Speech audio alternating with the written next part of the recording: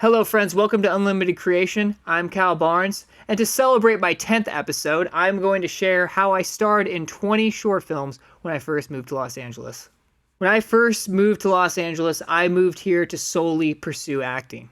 I found acting in college, found a purpose, and I moved to Los Angeles with $300 to my name and began to figure it out. Again, I just started doing it. I remember in those early years, this was right around the turn from the old system to the new system, and a lot of casting had moved online. I was kind of on the tail end where it was 50-50, but before things moved online with Actors Access, LA Casting, Backstage, and Breakdown services, the only way you were getting in a room was with an agent or with a headshot and resume. And then when these new services came out, like Actors Access, you could pay an annual subscription, which is still one of the best deals in Hollywood, and you could begin to self-submit for projects. This is how I booked the majority of my work when I first moved here, and in the last few years, I've booked a lot of work off there. So when I first moved here, although my head was in the clouds, I was also grounded in the fact that I didn't know anybody, I didn't have any credits, I didn't have a resume, and if I wanted to get a good agent or even get an agent at all, I needed to start filling those things out. So while I was out partying my ass off, I'll be honest, and networking, I was also self-submitting. I got headshots and I was self-submitting on Actors Access. And back in the day, there were a lot of short films and student films and independent films on there, and I wanted to make connections. And also, I had the foresight to understand that I was likely never going to be in movies unless I was in movies. I didn't have an agent, I didn't have credits, so I likely wasn't going to get the high-paying jobs. And I knew that I was competing with people that had lots of credits, so I knew I wanted to star in movies, so I needed to star in movies to star in movies. So I began to self-submit for short films, and I began auditioning and began booking. And back then, it was a lot different. There wasn't this expectation that you were going to get paid for acting when you were beginning. Now there's this entitlement that everyone should be paid for absolutely everything they do. And I want people to be paid, but I think it's a good thing. It's an evolution and the right step forward. I'm all for being paid. But also, in the most competitive industry in the world, the reality is, if you want to get a job ahead of someone that has more clout or more credits than you, it comes down to what are you willing to sacrifice. So the only thing I had to offer as a movie star, because I want to star in movies, or as an actor, is that I would do it for free when the other guy won't. That was it. And I was 21, and I was scrapping it, and I was made out of rubber and magic, and I could party all night, and I could wake up in the morning and be on set and kill it. Very beautiful time in your life where you're able to burn both ends constantly. Doesn't mean I was good. Doesn't mean I was performing at my best. Sometimes I pushed it too far, but it's really incredible what you're capable of during that time.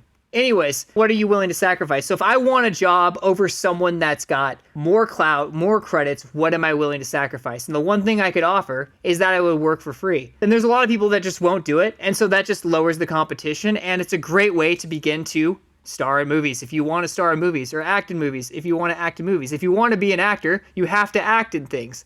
And if you don't have any credits, you don't have any connections, this is one viable way to do it. I remember in that first year or two, I booked 20 short films. Most of them aren't good. Some of them I never saw. Some of them never got finished. But I started films. I had the experience, and I could put it on my resume, and I got the footage, so I was able to build a little reel. So that's how I did it. There's this entitlement today where no one wants to work for free, and I'm like, look, you might be in that position for a long time. But if you can do that, great. If you can get all paid work, great. And I think it's much easier today to get more paid work sooner because the culture's changed in terms of exploitation. But it's not really exploitation. It's about cutting your teeth. It's like, why should someone give you money and pay you money to do something when you don't have any credits or experience when they could just get this person? And unless people are literally just offering you paid jobs, if you're not getting offered paid work and you won't do anything unpaid, you might want to ask yourself, well, why is nobody offering me paid work? Do I have any credits? Do I have any experience? It's a valid question. And maybe if you just do a few things for free, if you invest in somebody else's project, you get that credit, you get that footage, then you can move up into the minimum paid tier. But But the way I see it is why would anybody take a risk on someone and pay someone that has literally no experience? I mean, when I'm producing a film, literally everybody I hire, including all the way down to the PA, it's so competitive for production assistants. I mean, I remember when I was crewing and casting the ASTRID experience, the submissions for the production assistant was the most competitive position, literally almost out of everyone except the lead actress. It was nuts. I mean, I was getting submissions for people that had insane references, had worked on insane, they were like professional production assistants. Like, this was their thing. They had like mastered the production assistant role, and it was like truly impressive. They had all laid out how they would use their car to serve the production, and what they were offering for what we were paying them was just, it was really phenomenal. I mean, it's that competitive out there. So really what it comes down to is, what can you offer? What are you offering somebody in the most competitive industry in the world, arguably, that they're going to pay you over somebody else? And if you're a new actor or a new writer with literally no credits or no produced credits, why are they going to hire you? So that is why I did 20 short films for free, and once I had those credits and I had that resume, I moved right up into paid work, and I've been working paid ever since. It's really that simple. Some people call it paying your dues. I always hated that. I literally hated that. But in a sense, in hindsight, it is kind of true. It's supply and demand, right? It's supply and demand. Who has the supply? Who has the demand? There are far less projects than there are people that want to work on them in Hollywood by a long shot. Like, if you are a creator and you begin offering jobs, you are in an insane position of leverage, because there's far less of you. There's far less people offering jobs than people clamoring to get them. That's just a reality. I mean, I don't even know what the statistics are, but it is heavily lopsided. There are way less projects and jobs than people that want the jobs. That's why some people say there's exploitation in Hollywood. In a sense, it opens people up to be exploited, because when the supply and demand is that lopsided, then it's a breeding ground for exploitation, because it creates desperation, and desperate people will do crazy stuff. I mean, I've heard of people literally murdering people over projects. It's happened. Or stabbing people. In fact, I know someone where that actually happened, Jason, to that. So it's really crazy. The industry is just set up for that. Doesn't make it right, doesn't justify it, but it's set up for that. So when you're on the other side, when you're on the job seeking side, it's insanely competitive, and you're going to have to figure out what your edge is. What can you offer? And again, if you have no credits and you want credits, especially if you want to star in things, considering offering your services for free in that first year, you can do a lot. I mean, you can really ramp up that resume quick, because when you're willing to work for free and a bunch of other people aren't, there's way less competition. You will book roles, you will get experience, and you will build that resume. If you don't have to do this step, great. I'm all for paid work, but if you're trying to go from zero to something, this is one way to do it, and it works for me. I'm really grateful for what I've built. I'm really grateful for where I'm at. Made a lot of mistakes along the way, like a lot of mistakes. There's 3 massive things in my 20s that maybe one day I'll share that I massively blew.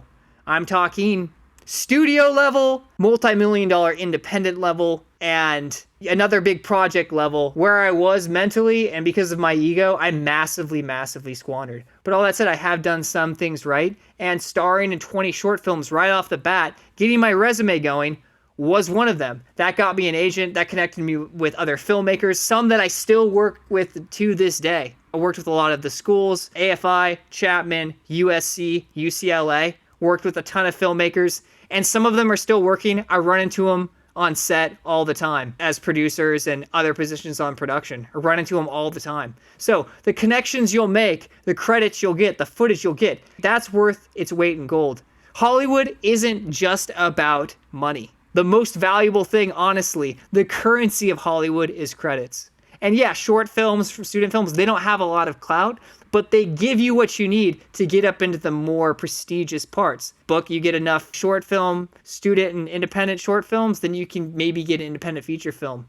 You get a couple independent feature films, one of those does good. Who knows? Sky's the limit with independent film, honestly. You never know what an independent feature can do. But that should be able to get you a good agent, and then if you really want to keep doing it, going through the front door, playing the audition game, it's all about representation. I personally took the back door in. That worked better for me. I'll do a whole nother episode on the difference, but As a creator, it's roomier and I could leverage my writing and my creative skills. But if you're trying to play the audition game, front door, it's literally all about representation. Depending on what reps you have, that's going to literally dictate what roles you'll even get an audition for. And if you can't get the audition, you have 0% chance of getting the part. So it literally is all about reps. So for celebrating episode 10, thank you for coming on this journey with me so far. It's been awesome. I'm learning a lot. And that is why I starred in 20 short films in my first year. Thanks for tuning in to Unlimited Creation. I'm Cal Barnes. Remember to subscribe on YouTube and Spotify for more weekly bangers. And I will catch you on the next 10 episodes. Thank you.